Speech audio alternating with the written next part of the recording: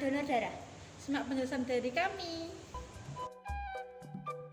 Berbicara mengenai darah, darah dibedakan menjadi 4 golongan, yaitu A, B, AB, dan O.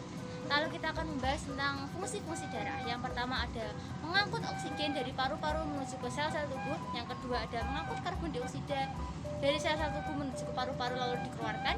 Yang ketiga menggantikan sel-sel yang rusak.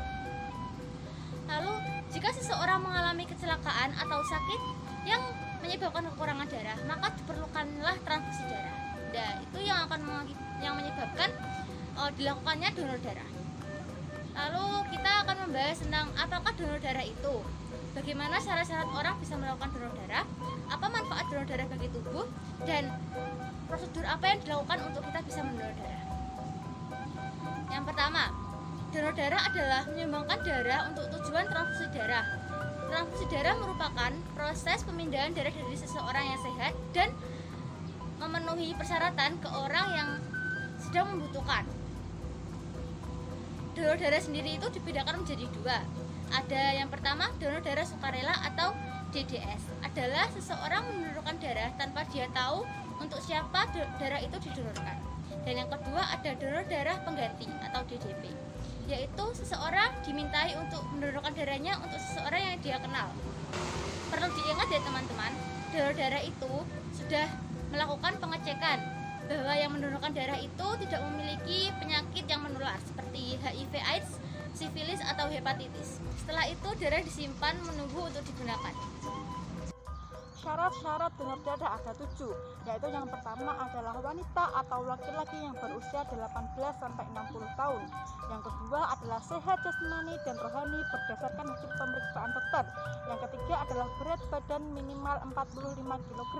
Yang keempat adalah kadar hemoglobin minimal 12,5 G per dl.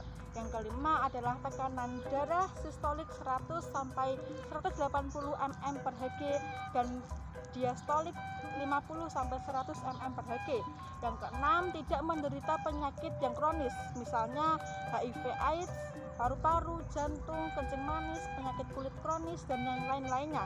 Yang ketujuh adalah bagi wanita yang sedang haid, hamil, dan menyusui tidak disarankan untuk melakukan donor darah. Selanjutnya, manfaat donor darah. Yang pertama adalah kita akan mendapatkan kepuasan batin karena darah yang kita sumbangkan akan menyelamatkan nyawa orang lain. Yang kedua adalah kesehatan kita menjadi terpantau karena kesehatan kita akan diperiksa secara teratur. Yang ketiga adalah membuat tubuh semakin sehat karena dengan donor darah tubuh kita akan memproduksi darah baru.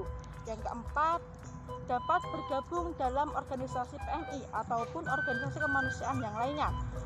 Yang kelima adalah meningkatnya DDS akan meningkatkan nilai-nilai kesukarelaan dan kepedulian sosial. Yang selanjutnya adalah prosedur donor darah.